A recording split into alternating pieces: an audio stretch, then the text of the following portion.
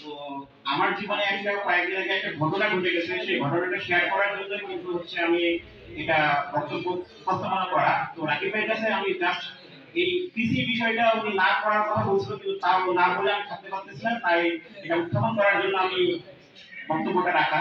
তো যাই হোক, অনেকে অনেক কিছুই বলছে, ভালো মন্দ সংগঠন নিয়ে বলে ফেলছে, তো আমি সেই ক্ষেত্রে যাচ্ছি না, সময় অনেক সংকীর্ণ। তো যাই হোক, ধন্যবাদ দিয়ে ছোট করবো না, আমাদের সকল স্বেচ্ছাসেবী সংগঠনকে এখানে আমন্ত্রণ জানানোর জন্য আমার হৃদয়ের স্থলে গভীর থেকে জানাই ভালোবাসা, ও আমার উপবিষ্টের সামনে বড় ভাই ছোট ভাইয়েরা আমাদের হৃদয়ের স্থল থেকে জানাই সালাম ও আদাব। আসসালামু আলাইকুম, পাবলিক আদাব। তো যাই হোক, পরিশেষে একটা কথা কি, যে রিক্সা চালক একটা ছোট আপু, ওনার মেয়ে ছিল। তো ওনার মেয়েটা সৎ ছিল, ঠিক আছে। তো ব্লাডটা ছিল ও নেগেটিভ। তো ঠাকুর ভাইয়ের আমার পরিচিত একটা পুরনো স্বেচ্ছাসেবী ভাইকে ফোন দেই। তো ভাইকে বলি যে ভাই আমার একটা ব্লাডের প্রয়োজন, মেয়েটা থ্যালাসেমিয়া, তো একজন আমার ব্লাড লাগবে, সদরে ভর্তি আছে। তো ওই ভাইটা আমাকে বললো যে ভাইয়া আমার নাম্বারটা রুগীর লোককে দেন। তো আমি রুগীর লোককে নাম্বারটা দিলাম। তখন বললাম যে আমার কথা বলবেন, ইনশাআল্লাহ ব্লাডটা দিয়ে দিবে, জাস্ট ডোনারকে শুধু যাতায়াত ভাড়াটা আর একটু পরিমাণে কিছু জুস বা ফলমূল খাওয়ার জন্য টাকাটা দিবেন। তো যাই হোক, এইটুকু বলার পরে তো ওই ভাইকে ফোন দেওয়ার পরে বলতেছে যে আমি ব্লাডটা দিতে পারি, ও নেগেটিভ ব্লাডটা, তবে আমাকে 5,000 টাকা লাগবে, ঠিক আছে। তো রোগীর লোক তো এমনিই করি, আর তারপরে হচ্ছে মেয়েটা ওর সৎ ভ্যান চালায় খায়, 5,000 টাকা কি দেওয়া সম্ভব? প্লাস সে আমার নাম বলছে, ঠিক আছে।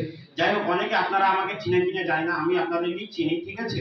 তো পরিশেষে আমি যখন রোগীর লোক আমাকে ফোন দেয়, ফোন দিয়ে বলে যে ভাই 5,000 টাকা চাচ্ছে। 2021 সালে আমরা মনে হয় এমন একটা আন্দোলন করছিলাম যে এই পিসি নিয়ে, তো জানি না কার মনে আছে কিনা, সেখানে আমাদের থানা অবধি পর্যন্ত যাইতে হয়েছে, ঠিক আছে, পুলিশের কাজ, পুলিশ দিয়ে, ঠিক আছে। তো সেখান থেকে আমরা কিন্তু শিক্ষাটা আজও গ্রহণ করতে পারিনি এই বিষয়টা নিয়ে, ঠিক আছে।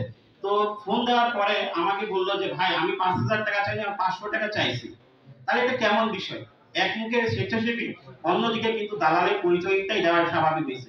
তো যাই এইটুকুই বলবো যে আপনারা যা করবেন বা আমি যা করব, যেন একটু মানবতার কাজগুলো যেন আমাদের মস্তিষ্কে রেখেই যেন কাজটা করতে পারি। যেন ধনী গরিব বা মনে করেন যে সে তো মধ্যবিত্ত বা ধনী বা সে রিক্সা চালক, এর কাছ থেকে নিব না, ধনীর কাছ থেকে নিব।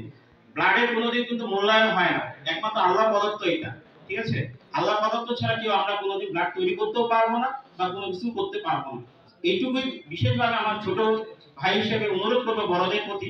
ঠাকুরগাঁও জেলার ভিতরে যে দুর্নামগুলো উঠছে, অনেক পঞ্চগড়, দিনাজপুর এবং কি পার্শ্ববর্তী জেলা আমাদের এই ঠাকুরগাঁও